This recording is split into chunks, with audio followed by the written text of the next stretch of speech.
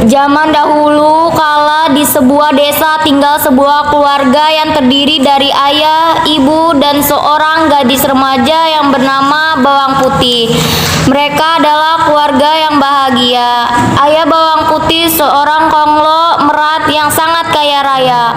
Mereka hidup rukun dan damai. Namun suatu hari ibu Bawang Putih sakit keras dan akhirnya meninggal dunia.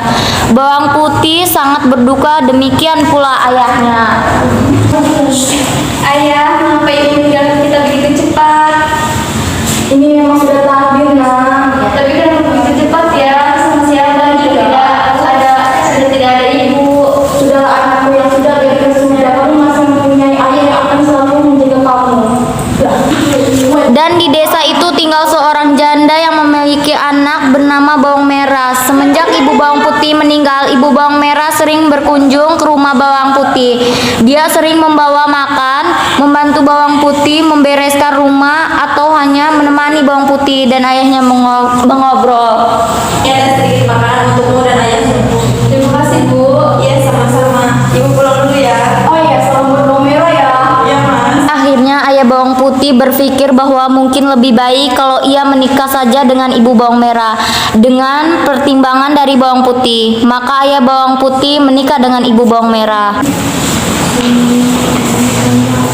Bawang Putih, jika ada menikah dengan ibu Bawang Merah, kamu setuju atau tidak? Aku setuju, Ayah. Soalnya ibu Bawang Merah begitu baik kepada kita ya. Bagaimana dengan Bawang Merah? Aku setuju, ya kan, Ibu? Akhirnya ibu Bawang Merah dan Bawang Merah sangat baik kepada Bawang Putih. Namun lama-kelamaan sifat asli mereka mulai kelihatan. Mereka kerap memarahi Bawang Putih dan kerap memberinya pekerjaan yang berat jika ayah Bawang Putih sedang pergi ke kebun. Tentu saja ayah Bawang Putih tidak tahu karena Bawang Putih tidak pernah menceritakannya. Putih, kamu harus mengepel, mencuci piring, dan membersihkan semua pekerjaan rumah. Baiklah, Ibu. Putih, kamu harus membersihkan kamar yang berantakan. Iya, iya, Kak. Suatu hari ayah Bawang Putih jatuh sakit dan kemudian meninggal dunia. Yang sudah tidak kuat lagi karena penyakit ini sudah tersebar di dalam tubuh ayah. Ayah, aku mohon, ayah tidak sedih ya. Nah, kalau ayah sudah tidak ada, kamu baik-baik saja ya. Iya, ayah. Aku titip Putih ya. Iya, ayah. Ayah, jangan tinggalin Putih ya. Sejak saat itu Bawang Merah dan ibunya semakin berkuasa dan semena-mena terhadap Bawang Putih, hampir tidak pernah beristirahat.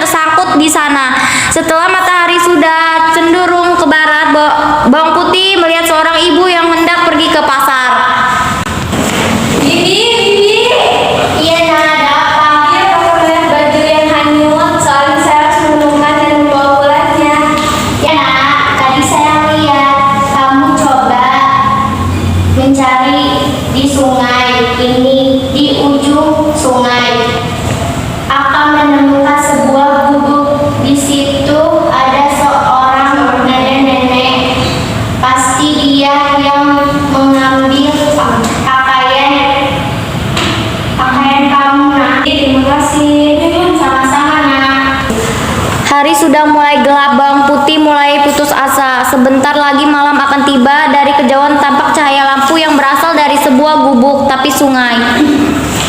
Gubuk yang dikatakan ibu-ibu itu. Misi. Iya, siapa orangnya? Saya Bang Putih, Dek. Tadi saya mencari baju ibu saya yang hilang, hanyut, dan sekarang saya kemalaman. Bolehkah saya tinggal di sini malam ini? Iya, saya menemukannya di depan rumah saya karena saya menyukainya. Boleh, tapi bisa kamu tinggal di sini selama 1 hari? Iya, Nek. Selama seminggu Bawang Putih tinggal bersama dengan nenek itu. Setiap hari Bawang Putih membantu mengerjakan pekerjaan rumah nenek.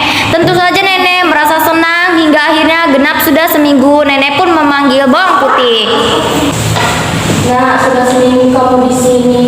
Saya senang karena kau rajin berbakti sesuai janji. Akan kembalikan baju itu dan sebagai hadiahnya kamu harus memilih salah satu labu itu. Tidak usah, Nek. Ayo, Bang Putih. Ya sudah, saya mengerjakannya ini saja. Mengapa yang kecil? Saya tidak kuat membawanya, Nek. Sampainya di rumah Bawang Putih menyerahkan baju merah milik ibu tirinya. Gebel, apa yang kamu bawa? Iya, apa yang kamu bawa, Putih? Ini labu. Sini labunya. Jangan, Bella.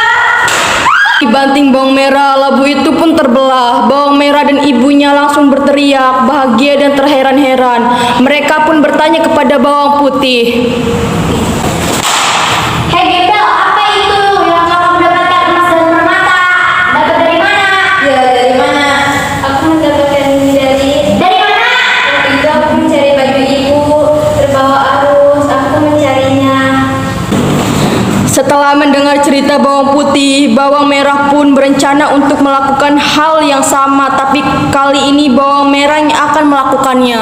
Kamu harus lakukan apa yang dilakukan oleh anak sial itu. Baik, Bu. Kalau begitu, kamu besok pagi harus pergi ke sungai. Baiklah, Bu. Harinya Bawang Merah pun menghanyutkan bajunya ke sungai. Setelah itu dia sampai di rumah nenek. Ya tidak, baju yang tadi hanyut. Iya, tapi kamu harus menginap selama 1 minggu di sini. Baiklah, Nek. Minggu itu Bawang Merah selalu bermalas-malasan. Kalau ada yang dikerjakan pasti hasil tidak bagus karena dikerjakan dengan asal-asalan. Akhirnya setelah seminggu nenek membolehkan Bawang Merah pulang. Bukankah nenek seharusnya memberiku sebuah labu karena telah menemanimu selama seminggu ini? Ya sudah, pilih salah satu labu itu. Di rumah, Bawang Merah segera menemui ibunya dan dengan gembira memperlihatkan labu yang dibawanya. Karena takut Bawang Putih minta bagian, mereka menyuruh Bawang Putih untuk pergi ke sungai. Putih, sana pergi ke sungai untuk mencuci baju yang kotor. Baiklah, Bu. Setelah Bawang Putih pergi, mereka membelah labu tersebut. Tapi ternyata yang keluar bukan emas, melainkan binatang berbisa seperti ular. Binatang itu langsung menyerang Bawang Merah dan ibunya hingga tewas.